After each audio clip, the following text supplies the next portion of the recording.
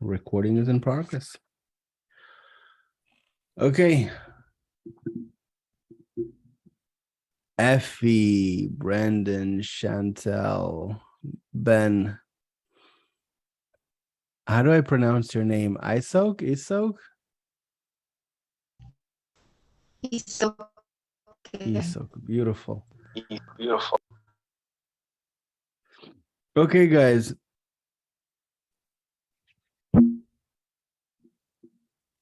Michal is here to support. Effie, is your wife coming? I'm not quite sure. I think she might be busy, but Okay. We have the recording. she might. She actually just sent me a link, so she might. But I know she's a little busy right now. But let's see. It'll be a Awesome. surprise. So we've got a very interesting topic for us today. And this was the topic chosen from, as well, as most of you know, all of you know, we have a Facebook group for men, Facebook group for women, where where I share some of the information, we get to interact. And of course, where I invite everyone to participate in our meetings. And the men have chosen this interesting topic of how to love your spouse. And specifically came out after one of my conversations with a client who just kind of very frustratingly expressed to me how, he's doing all of these things and everything that he's asked to do, and then he still is getting kind of not the reaction that he's expecting. For somebody who feels like he's doing everything that he's supposed to. Hi, Alina. Hi, Hey, Dan. sorry. Sorry I'm late. No problem, you guys. Welcome. And so he's doing all of these things and he's not getting the response that he deserves. And of course, on the women's side, we also have a similar frustration where there's also a lot of investment in the relationship happening, and she's not seeing kind of the feedback that she ideally wants to. And this question was just kind of born and supported in both chats of how do you actually love your spouse in a way that brings love into the relationship, in a way that you can actually get that feedback back.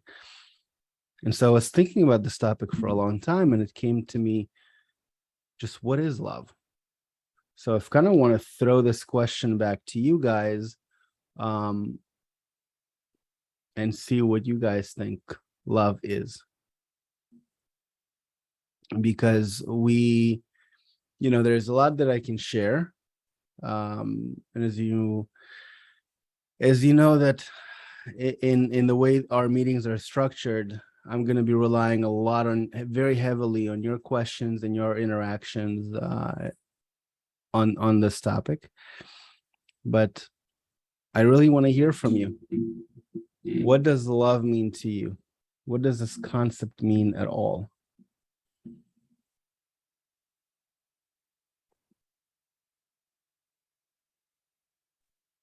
Yes, please. Go ahead, Alina. Yeah, I couldn't unmute myself. Sorry. I think love is really giving it your all without losing yourself and your identity and who you are. But it's being selfless and listening to the other person from their point of view. Thank you. Next.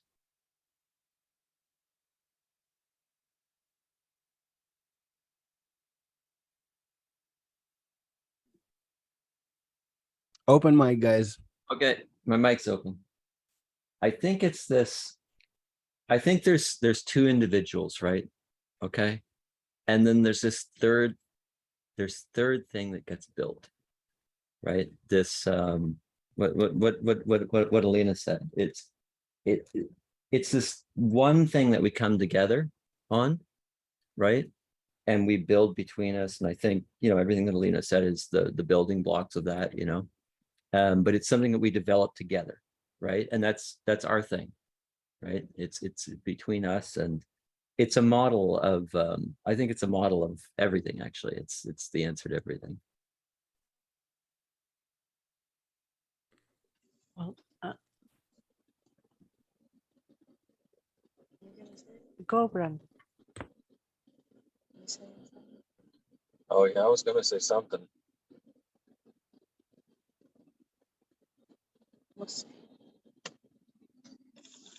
I think of it as like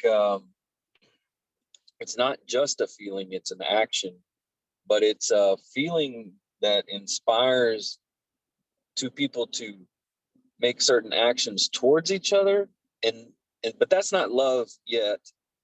And then love becomes when you realize, regardless of the good, the bad, the ugly, and everything in between, you cannot live without this other person.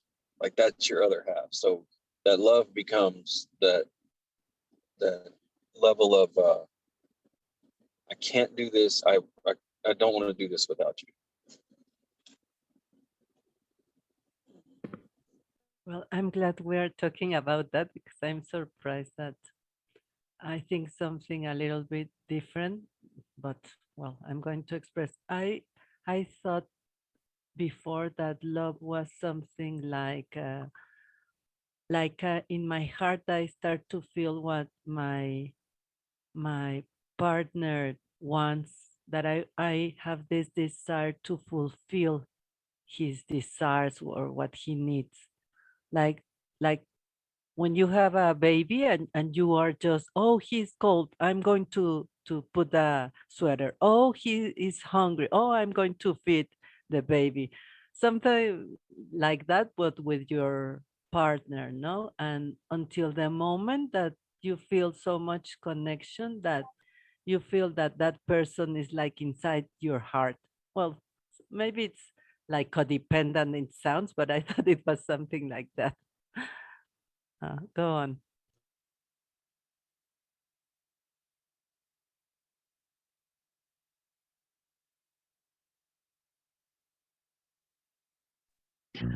I think it's love is the willingness to put aside personal preferences or ideas about how I think things should go, and really realize that there's something available above that, or above the differences, through like interest in the relationship. Like having the relationship live is more important than any ideas that I might have come into the relationship with. So yeah, that's my share.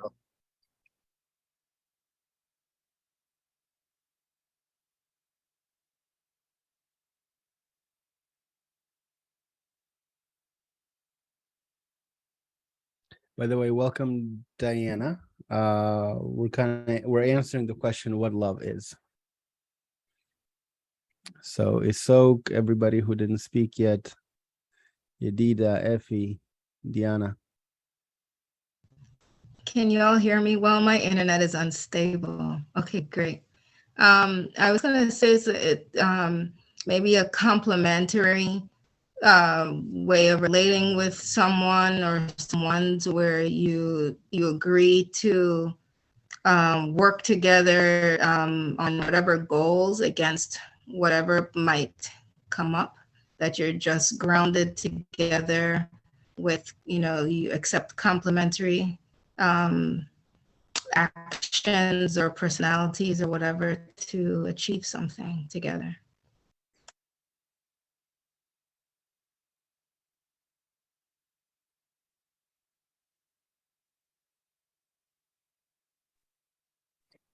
I can add that love is a feeling.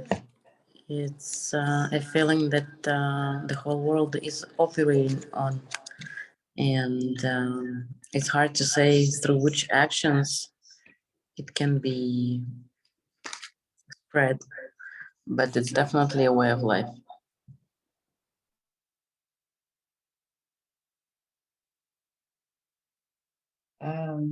Yeah, to add to that, it's I basically along the same lines as Sophie. Complementary, each one working towards the goal as we know it. And so that's taking all of those complementary items and placing them as the priority over anything else. And so by us working back and forth together in that manner, we reach that balance between us. Perfect. Anybody else?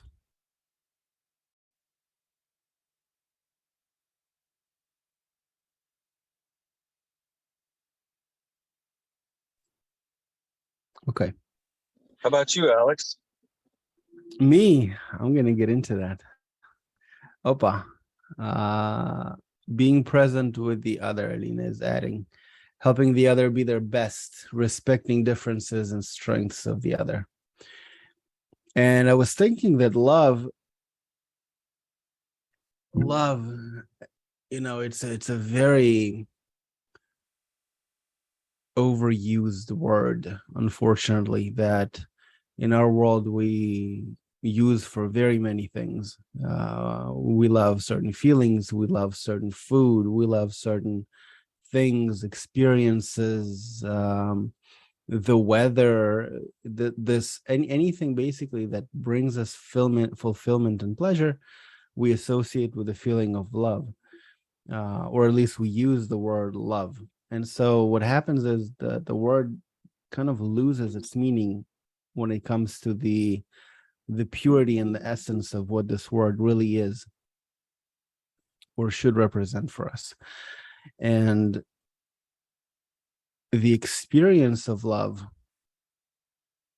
for each of us, basically, as it was experienced in one point of our life or another, whether it was through parenting, whether it was through a certain experience, it's usually very intimate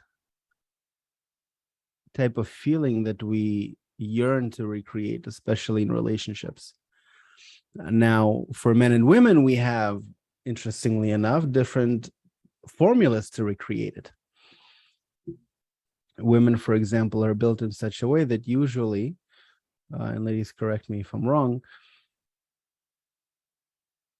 when you do something for the other, you do it in the direction of reciprocation. So when you do things for the other, very often, and it may not be you, it may be just a general type of concept, it happens with almost the intention to kind of let the other person know what I like. So I know that if I serve another person in moments where, let's say, he's in his study or he's in doing work or he's focused on something, and so I'm going to serve him a cup of coffee. Usually in the back of my mind, it's because I myself would very much enjoy being served in a certain way. If I'm doing something, somebody comes and, he adds a cup of tea for me. So it's going to make me feel good. So I'm going to do that as a way of letting him know that this is something that I appreciate. Men generally experience the emotion of love towards things that we invest. And this is the interesting part is men don't know how to love otherwise. We don't feel love by receiving it. We don't have such a function. When we receive love that's unwarranted, that we haven't invested into a relationship, what happens is we just feel entitled to it. We feel like we've already done something, because we can't receive anything in credit. And yet when we invest into something, and that can be anything from work, it can be anything from a relationship, a hobby, a certain topic if I like to research things, a study if I like to study, it develops a certain attachment within me that I begin to appreciate it. You see a lot of guys working on their cars because that level of investment and digging and just working and figuring something out. And then this car becomes very dear to us. Whereas women often really truly experience love directly from the environment, directly by being elevated, by being uplifted, by being appreciated, by being cared for. It develops a sense of love, especially if it's not necessarily warranted. Meaning, if I have to work for something as a woman and then I get love in return, it almost feels empty. Like I should be loved, I should be appreciated, I should be cared for. And by the way, I want to remind you, if any questions pop up as I speak, I encourage you to just open your mic and ask questions, type it up if you want, because we're developing a topic and your addition helps add a certain aspect to it. And so we're getting back to what is love, because when two people come together, and we know from nature and psychology that those people are completely different, they usually have very little in common. Today more so than ever, because if before we would at least come from very similar backgrounds, if it was in the same village, so you just live in a certain way, and your grandparents live like your parents live, and you live like your parents are. So it's passed from generation to generation, and you're okay with that type of love, with the role of what is considered for the man, a man's role, with the role of what is considered a woman's role. And in today's world, everything is so upside down that there aren't any defined roles anymore. And so if I grew up in a certain family environment, a family structure that communicated that a man's role or a woman's role is a certain way, and then my partner is used to it being a little different, what happens when we get together is those things begin to come to the surface. And so we begin to question, a lot of questions come up. Do they care for me? Do they not care for me? It brings up a lot of challenges in the process. So when we're in a relationship, what happens is we need to figure out a way to learn how to almost start from zero, just getting to know one another on a very deep, intense level. And the way we do it is through conversation, through figuring things out, through understanding that we're two people who were programmed in a certain way, who are now coming together, and we're trying to figure how to live with one another in a way that first doesn't break any boundaries between us to the point of, fighting and yelling and trying to prove one side over the other, because usually that's how it manifests. But if we approach relationships in a way that we are two people who are now in a mutual experience, learning about everything that comes up, and we have a space where we can go to, where we can discuss and unravel and kind of understand one another and what triggers another person. So if we suddenly had a fight with my wife or with my loved one, I don't know what we had a fight over, but I know that something happened. It triggered a bad emotion, and suddenly the whole world is upside down. So when we have an opportunity to sit down, and then I realized that I got to work without letting my wife know that I arrived to work on time and I'm okay and everything is good, and she's at home feeling sick because in her family, you don't just leave home and arrive somewhere without letting the other person know that you're okay. So these little things now become not points of diffusion almost of your relationship, rather points of building your relationship, because now you are both aware of these little things that can make or break it for both of you, because now you're taking the other person into consideration. Whereas for you, I'm totally okay not letting anyone know anything. You know, I left, I arrived, if everything is okay. But the other person has completely different association behind everything that happens. Because again, as we grow up, this little blueprint, this little collection of formulas that is building inside of each and every one of us of what is okay behavior, what is acceptable, what is unacceptable, how to work with people who are in our life in a way that they appreciate us so that I can be a part of them and they can be a part of me. Yes, please, Isok. Okay, so I have a question. With the differences that we can have in upbringing and what we think, what we value, and how we were taught about relationships, how can we know if you do meet someone, how can you know that inner part, like you were saying, men love this way or women love that way, or different ways that we receive or give love?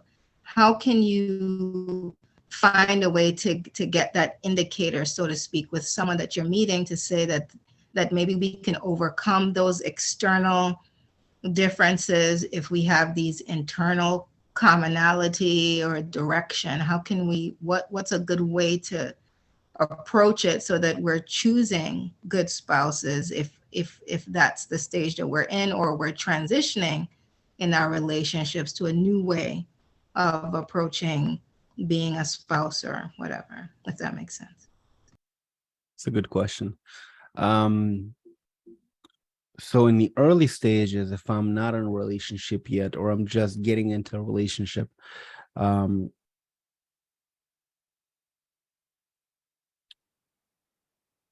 this is a very sensitive period in my life, because what happens is,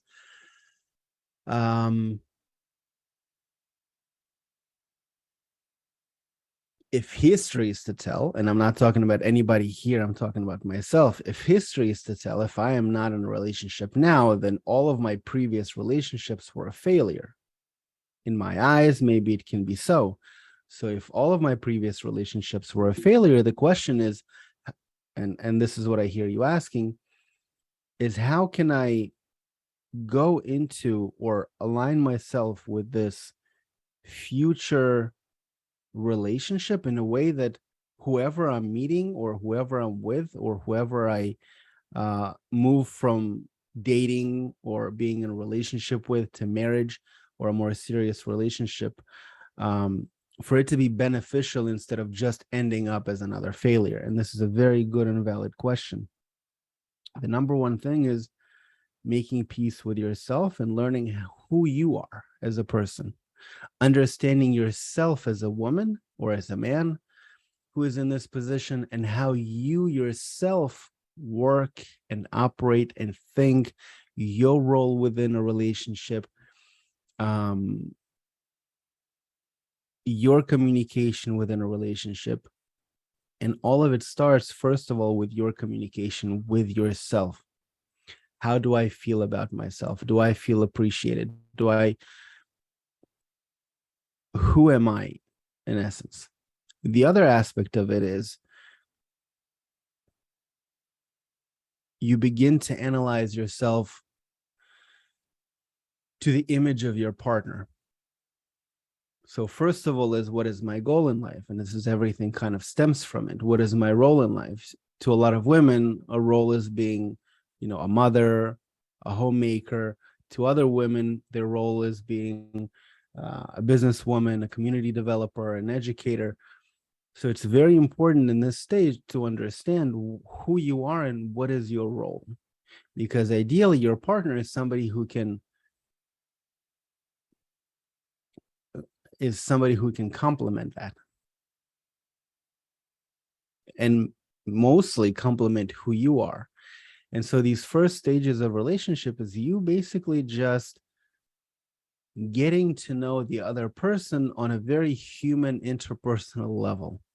There is no serious dating, there is no serious anything. You're literally just getting to know the other person as a friend. Who he is, what he's like, his family, where he's from, his hobbies, what he's doing in life, what are his dreams and aspirations, kind of just, getting a feel for it. And the entire time, it's important for you to understand your own feminine nature. And as you come to these meetings, it will open up to you more. Because one of the challenging things for women is, once you are dating somebody, once you're seeing somebody, it's very difficult to kind of being able to analyze the situation properly and not drift into a dream vision where you see everything perfect, the perfect future, and you're just like madly in love.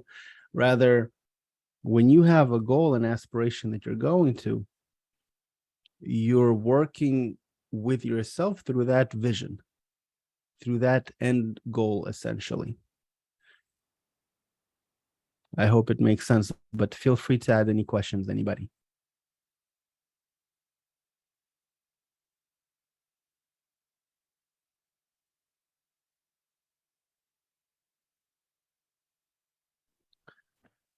Well, I don't know if it's good.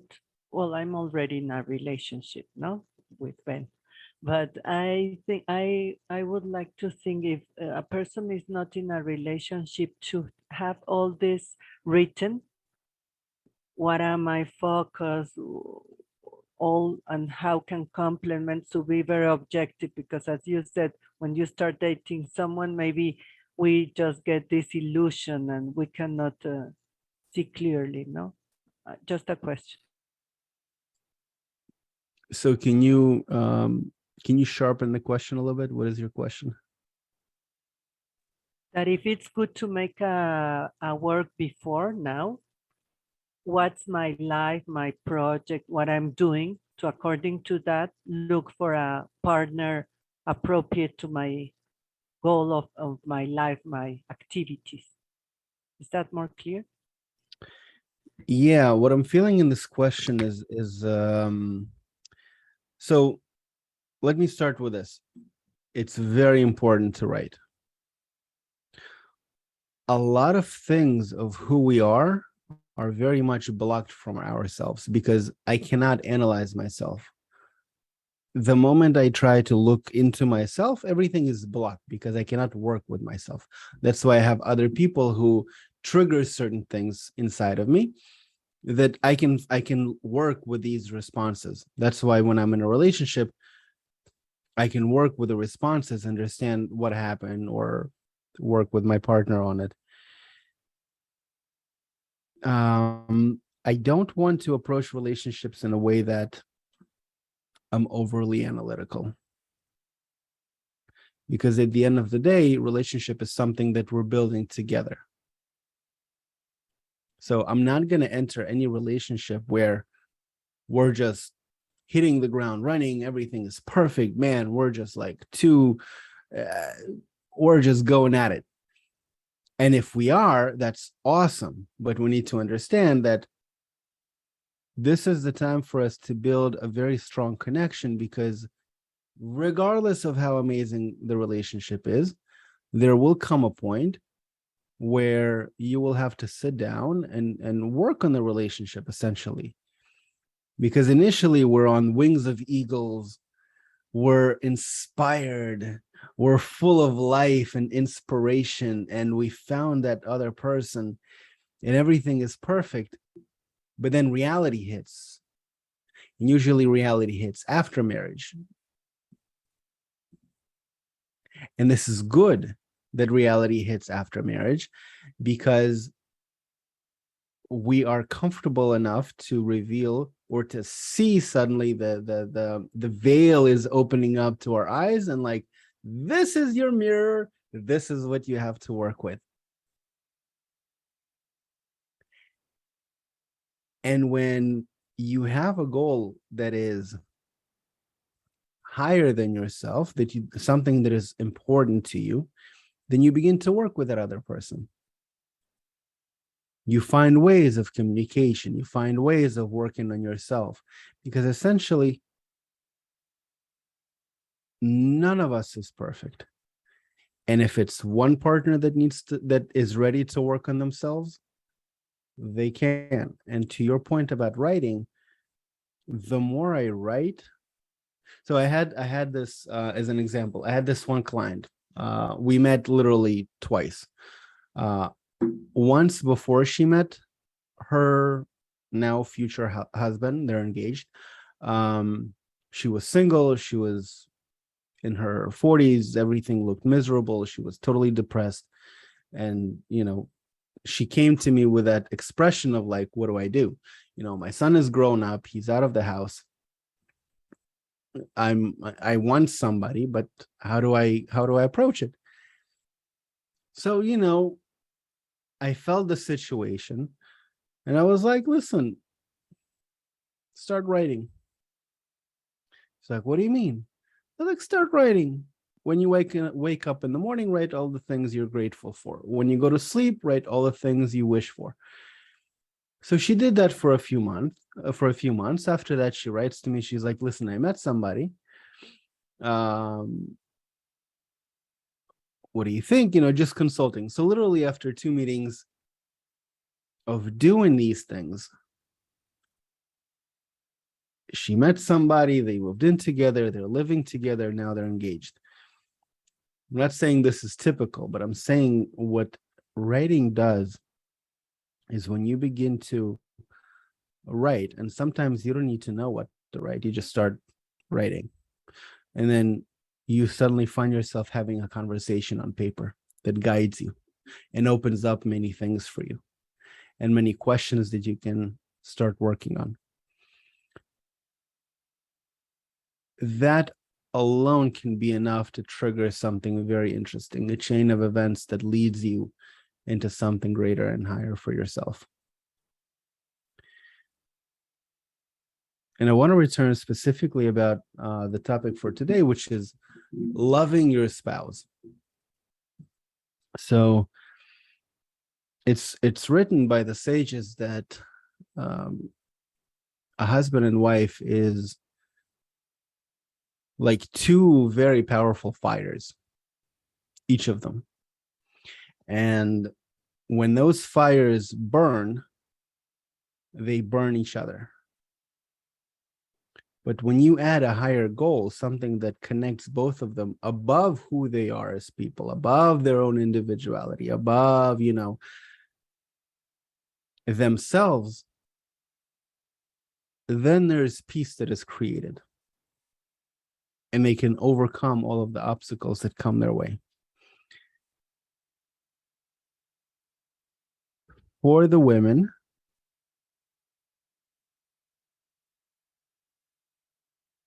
number one, you need to find ways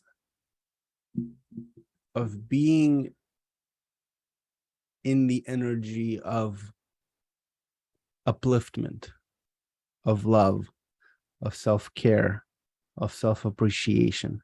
This can be very challenging, and with certain upbringing, this can feel almost wrong. Like you may feel undeserving of this attention to yourself. But this is crucial because what it does to you is when you're internally aligned emotionally to this energy of abundance, when you are full, then you are fulfilling all of those who are close to you, your partner, your husband, your children.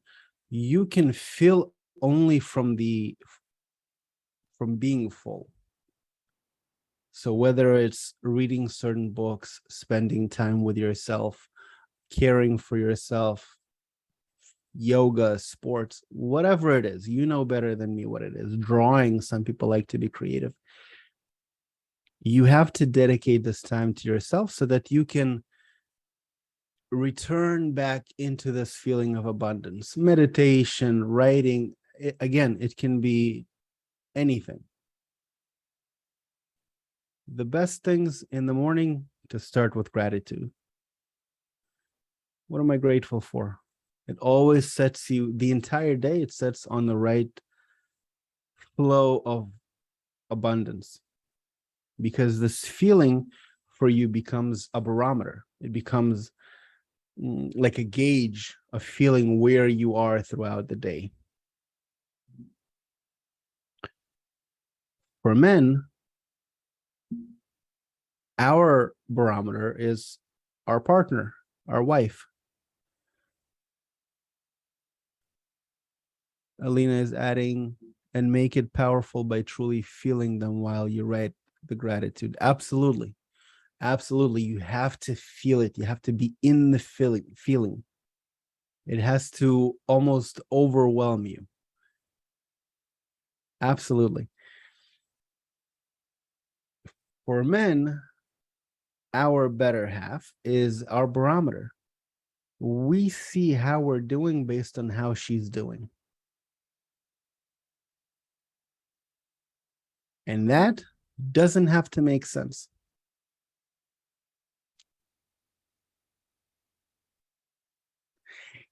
If I'm doing everything right, as I consider it, and for some reason she's still upset, that means that she's not getting something from me.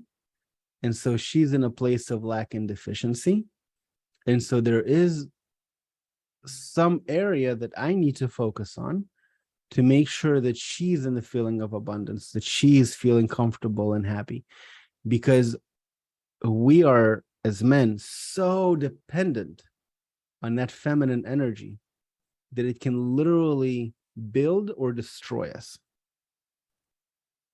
And so the more we know how to properly work with it, the better everything is going to be.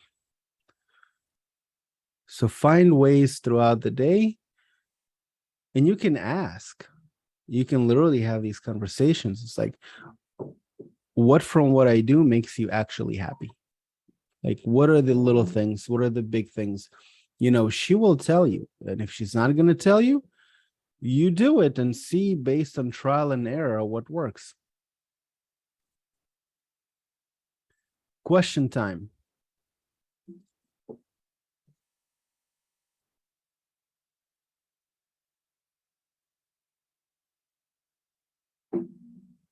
So going back to if she doesn't know, right? That's got to come up. If she doesn't know what that fulfillment is, because a lot of this gets really scrambled, right? Society is really messed up. The environment is very messed up. Okay. So what are those trials and error? What do you do? How do you work together and find that if it's unknown?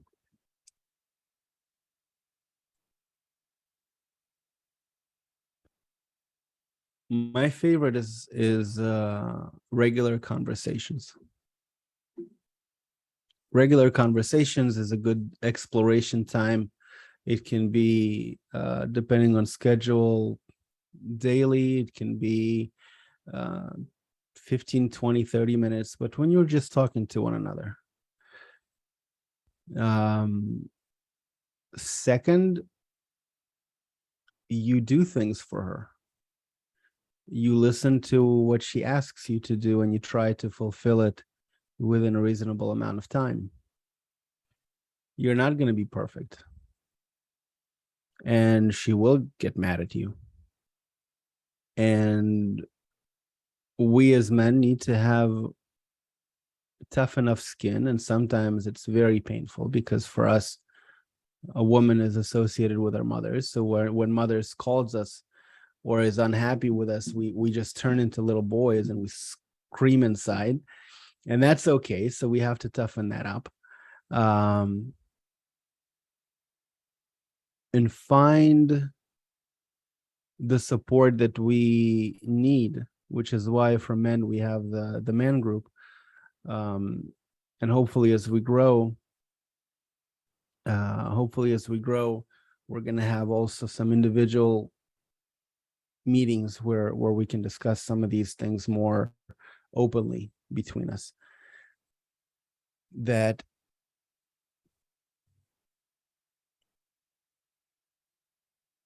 you as a man can turn off your feelings, so to speak, of being hurt, and just sit with a pen and paper and figure out all the things you need to do to make her happy. They'll come to you. You'll remember that thing she asked you to fix around the house that you didn't fix. You'll remember, that maybe you haven't complimented her in a while. You'll just remember that. So you'll know that, okay, maybe I need to focus on that. I need to share a few compliments. I need to find ways to make her laugh. I need to find ways to make her happy.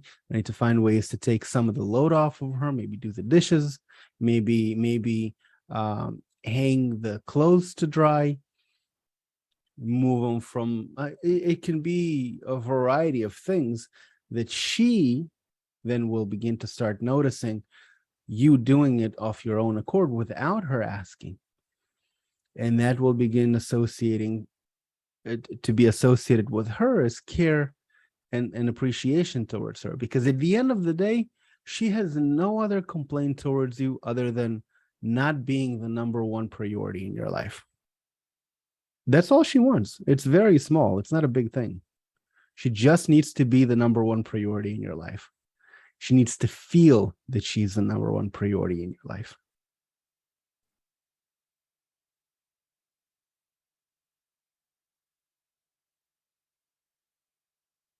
More questions, please. Yes.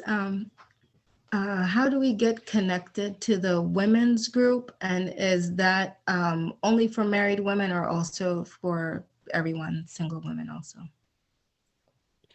Right now, they're for married women. I can add you so you can follow along and be in tune with the upcoming meetings and stuff like that, just because, I don't have a singles group yet. Sorry. And then we can take it from there. But for now, both groups for men and women are focused on those in relationships and marriage. Thank you.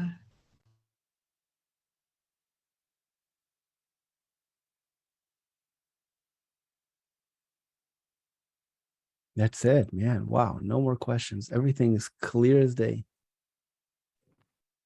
Well, yes, I have a question, but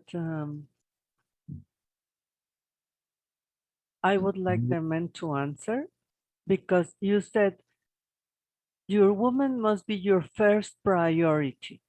And you said it's not that much. For me, I think it's a lot has to be that for a man, his woman must be his first priority. Does the man doesn't feel it's very heavy that? Well, I'm thinking. Well, let me ask you a question before the men answer. Do you feel it's not true? No, it's true, of course. No, I'm very jealous. I'm very absorbent. I can give everything from my heart, but I need to feel that, that I'm. So I will answer on behalf of the men and then let the man answer. And then also I want to talk about Lee's question because it's a good question. Your question is do you feel it's too much for the men? So I can tell you from experience that when a woman feels truly that she is a priority, a number one priority in your life, she does not need you around and she does not need your attention all that much. In fact, you are so much more free to do what you need to do. You are so much more free to take care of your business, as long as she feels that that she's your number one priority. You're just free. You're free. You're in a world where you're under the supervision of heaven, so to speak. My wife is laughing, but you're under the supervision of heaven because her heart is in peace. And from that comes your entire reality. And okay, guys, do you want to respond to that? Because Chantel kind of asked all of you to share your opinion. I think, if you look at what's the hardest spot is the burden of command, right? The one has to take all these variables in. I'm talking about emotional variables, all kinds of variables, compile them and tell people what to do. That is the most stressful position in life. If you can feel your woman in this sense that you're talking about, and you can let her guide you, okay? I can't think of a better scenario that a man could have, because it's managed, right? All these complicated things that women experience, right? We don't sense some of that, okay? But she does. So she knows things that I can't see. Perfect. You tell me what to do, but you also get good at it like anything else, right? One would think that you would get good at making your woman feel happy, right? So there's an initial problem there at the beginning, I'm sure, for the untrained, one would think. And then you get better at it. And then you get all these rewards that hopefully Alex is saying. So I don't know, that's the way I feel. It's like, yep, just give me that barometer and give me input, and then let's do what we need to do. Gentlemen, Lee, the Chantel is asking, the idea that you need to put her as your number one priority. Do you think it's too much of a burden to carry?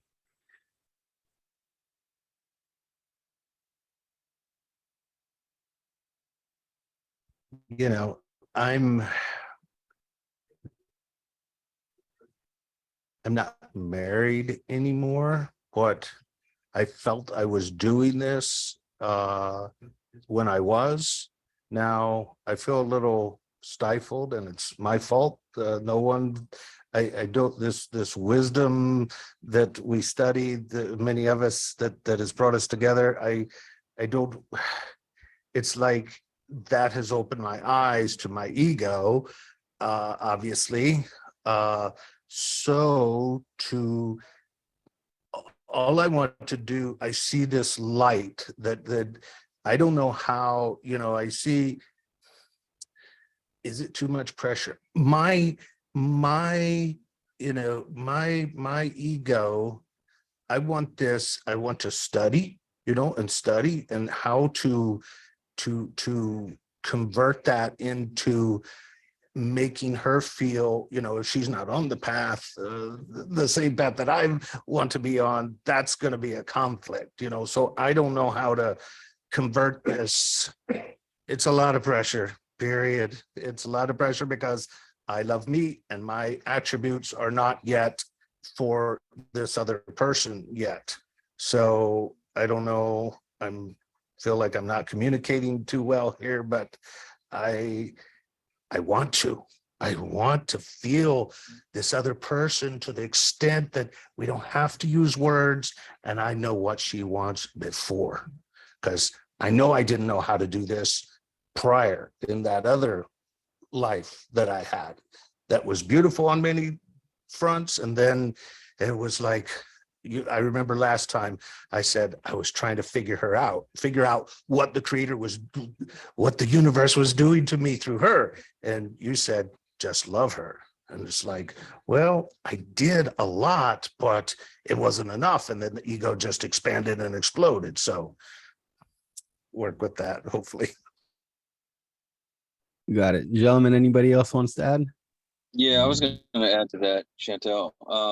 For me, my experience is, I think of it like you got different animals that were created to do different types of works, right? Oxes were created to carry a load and plow, donkeys and things like that. Certain dogs are designed to protect. Certain dogs are designed for, cuddles and whatever it is. But for me, I think of, I need that. Like I'm one of those workhorses that I don't want to sit around in the stall eating hay. I need to be pushed. So I need that extra weight, something to inspire me and motivate me in that way. So to say it's too much weight, it's kind of like saying it's what I was bred for. Like it's not, there's no such thing as too much, if that makes sense. Well, I'd like to add by going back to what something that Alex shared with us about the two fires. So it's possible to burn, so like for ourselves, and then we burn each other. But if we have a common goal, we can, like join our flames together, and we're one fire directed at this goal. And I think that is what brings us both fulfillment, is to have that goal. And then if that's my number one goal, then of course I want to, have my connection with you be my number one priority, because I'm really committed to reaching that goal and, having both of us fulfilled through that connection with that common goal.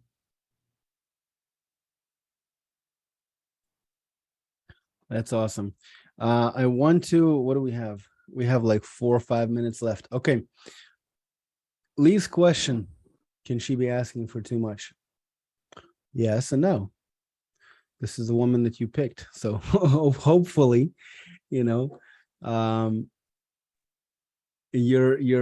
ready to put up, so to speak, or shut up, because at the end of the day, I can tell you that she's asking for too much only because she is unfulfilled with what truly bothers her. And this is your relationship to her. Because it's like, have you ever felt like something's missing? And so your nature just wants to fill it with, maybe it's food, let me go eat. Maybe it's a vacation, let me go take a vacation. Maybe it's just new clothes, let me go buy new clothes. Maybe I don't know, maybe I go bungee jumping, or you go bungee jumping. But the feeling of deficiency, the lack, that something's missing, it doesn't go away. This is much worse for a woman that isn't being loved properly. She's missing everything, and she becomes more demanding and more brutal and cruel towards you, because the very essence, which is her desire to feel that she is the number one priority in your life, is missing.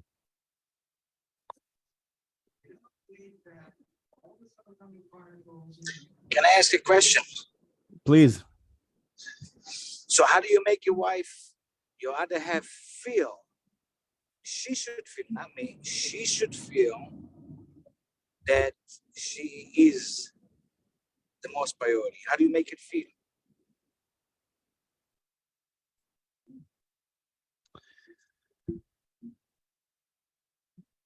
I can share. I will put it in business terms, and then my wife can share. I will put it in business terms. If you open up a store, it's important to you what your clients think about your product. So you listen to what your clients give you feedback on, because it's important to you, because their satisfaction determines your ability to live and survive in this world. It is this real. When you make this association in your mind and heart, then you will begin to approach the relationship in a completely different way, because now all communication that flows through her is a guidance for you to adjust based on her happiness and her satisfaction, and not necessarily verbally, verbatim, because She wants Gucci shoes. Okay, so I'm gonna get her Gucci shoes. It has nothing to do with the Gucci shoes. It has to do with the relationship between you. So you figure out ways and you can have a conversation. It's not like you just have to go blind in the dark guessing with a bunch of things. It's like, listen, what do you really want? I feel like we haven't connected in a while. Maybe we can just sit down and have a coffee together and just talk. I want to hear how your day went. You figure out how to create situations when it's just the two of you and she is your primary focus. You put away your phone, you turn it off, nothing else exists for those 30, 45 minutes, 1 hour other than her. Michal? Yes, the big hint here is if you want to really get into spiritual, the woman is the key how to get there. Because by feeling her, you are advancing.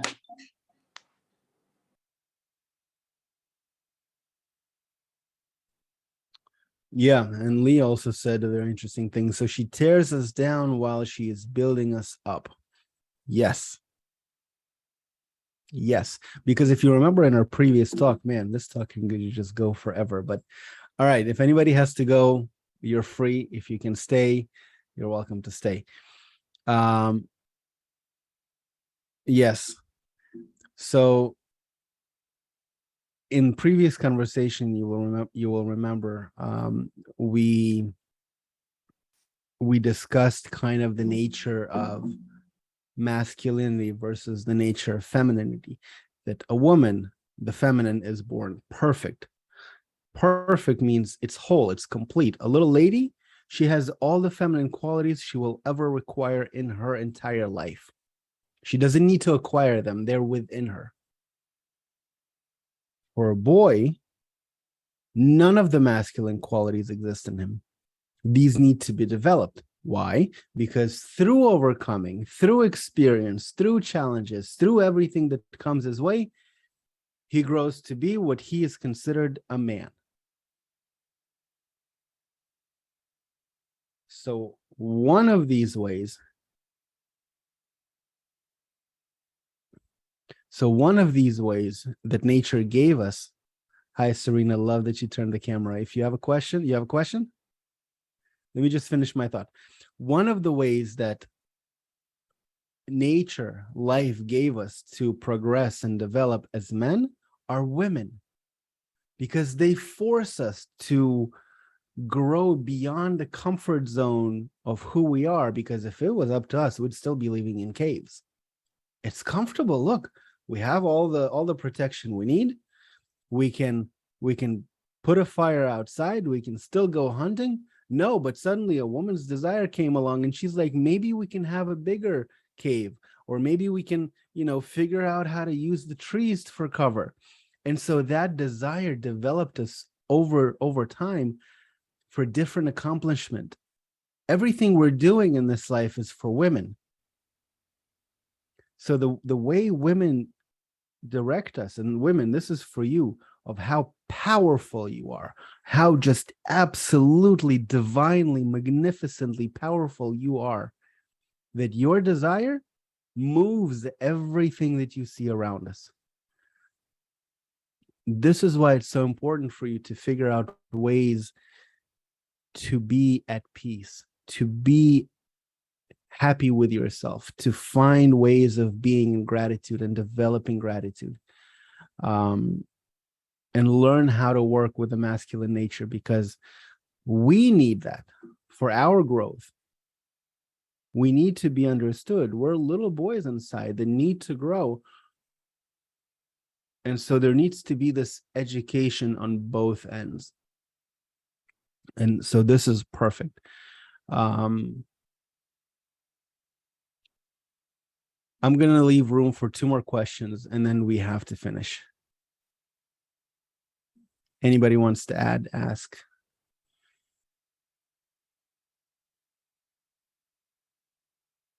We're good? Christy? No? We're good. Okay. So let's do a round of impressions. I want to hear from you guys. Maybe what has touched you? What was new for you? What made sense suddenly? What clicked? Just give me your impression of this meeting.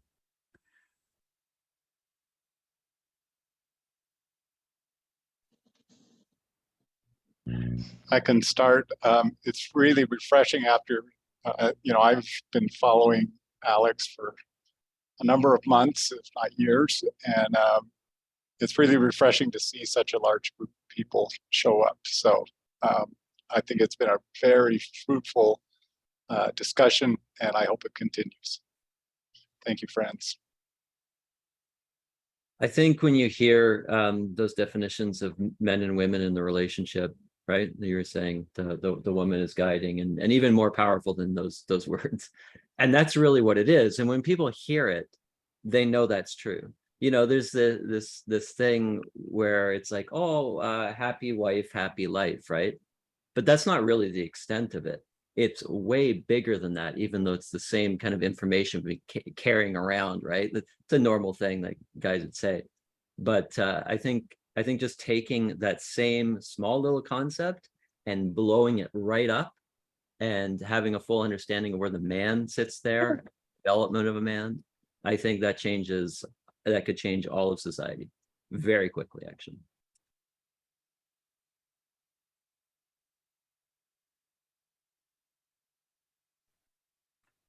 Well, the truth for me, it's very Yeah, interesting. Oops. I finish quickly, and I would like to see again the recording, because are things that I haven't processed in my head, but it's very interesting, all the suggestions to write, to be fulfilled, to have our time as women, and also responsible, no, to how to support and push and all that our man, but each one per man. Thank you, Alex. Very, very interesting. Thank you. Yeah, thank you, Alex. Yeah, everything you said is extremely on point. I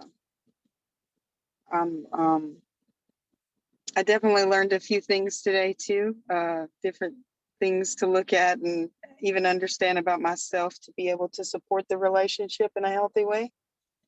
And yeah, I thank you. This was great. Thanks.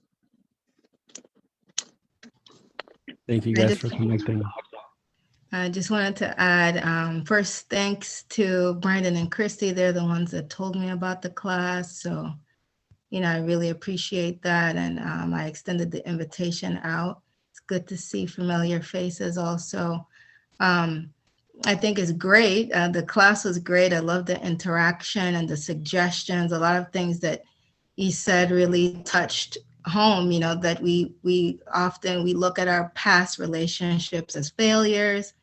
And then also with coming into a whole new wisdom, you kind of get why they failed. And it's like a whole new opportunity is before you too.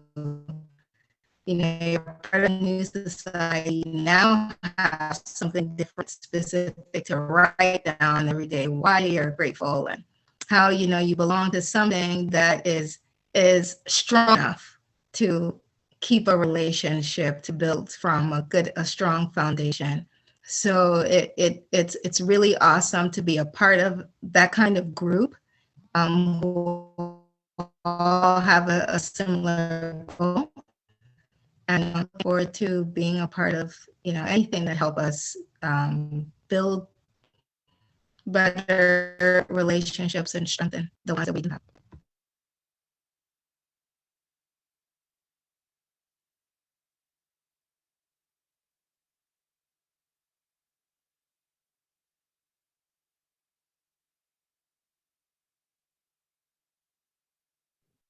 I would just add to that. I don't view past relationships or any relationship, past relationships as failures. Nothing's a failure. Every breath is a new moment, is a new world, is a new day. Obviously, our experiences last longer than a minute or two, they're usually 24-hour periods or, something like that. So, I made it late here. All the light that I experienced before I got here 15 minutes ago was 20 minutes ago was in divine order. So thank you, Alex and friends. It was a great discussion. I'll get there.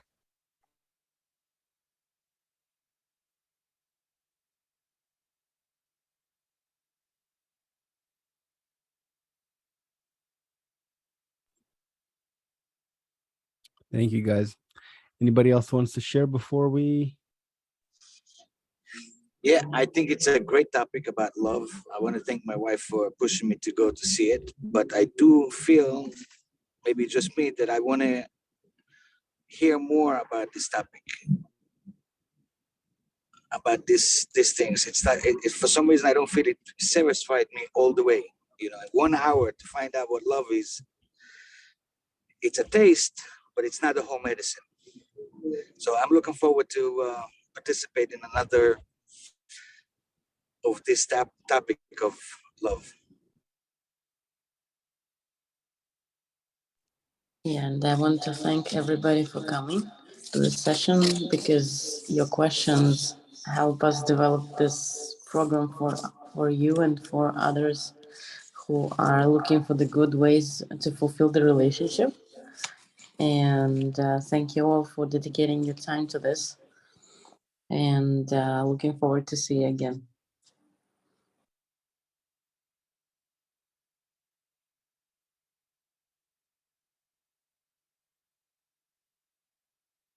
Thank you, friends.